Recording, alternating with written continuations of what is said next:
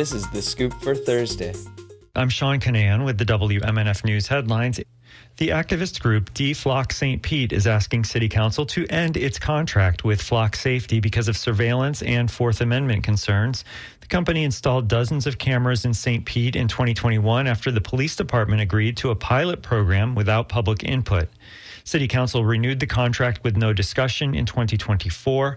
A Flock camera logs each passing car into an AI-powered database, which is searchable by police nationwide. Cell phone records, if police want to install like a GPS tracker on a car, those all require a search warrant, but Flock does not. That's Zach Shira, DFlock St. Pete's lead organizer. The ACLU says that police can use warrantless tracking to determine your doctor, your church, your associates, and even which political meetings and protests you attend. Shira warned that other cities ended their contracts with Flock only to replace them with similar devices from other companies like Axon. St. Petersburg City Council will vote today on referring the cameras to committee for further discussion. Yesterday, Health and Human Services Secretary Robert F. Kennedy Jr. abruptly ended a question and answer with local media when asked about his ties to a kratom company.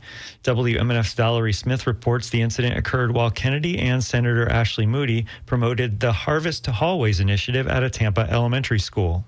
The new federal initiative encourages schools to use local meat and produce in their lunches, but it doesn't increase their food budgets. The initiative does include $25 million in farm-to-school grants. That's less than 4% of the $660 million the Trump administration slashed by eliminating the local Food for Schools program last year. Kennedy dismissed the funding discrepancy. The programs that were canceled were programs that were not functioning. At least 1.5 million children have lost access to Supplemental Nutritional Assistance Program benefits under the Trump administration.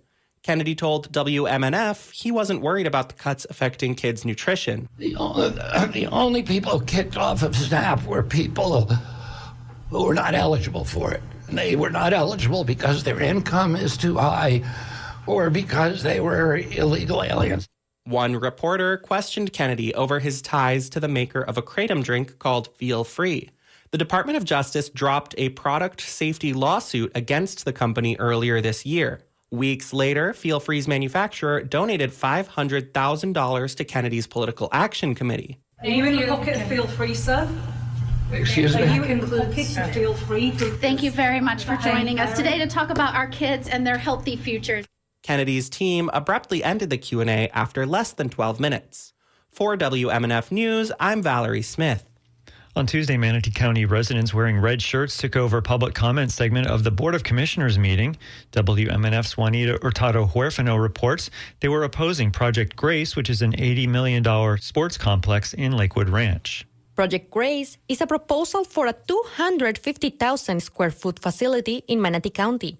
It will include 4 hockey rinks, training areas, and food and retail vendors. The space will be used for events and tournaments. It is the county's latest effort to increase tourism and access to youth sports. But some residents, like Michael Picard, are concerned. I'm here because there simply hasn't been enough information presented for this commission or the community to make an informed decision about Project Grace or its location. On February 17th, this commission approved the Economic Development Agreement with Iceman Development. The agreement requires key deliverables within 180 days.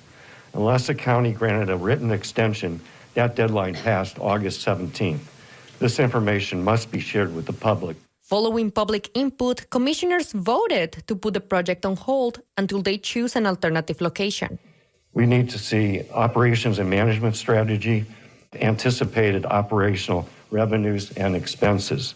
Commissioners are expected to discuss a land lease agreement for the project next month and to approve the complex location by December. Original drafts show the complex is supposed to be completed by 2028. For WMNF News, I'm Juanita Hurtado Huerfano. A stray shower or thunderstorm is possible today with highs in the high 80s. Partly cloudy tonight, overnight lows in the mid-70s. A near total lunar eclipse will peak just after midnight.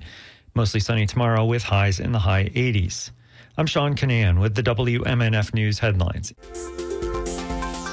This is The Scoop, recorded at WMNF Tampa.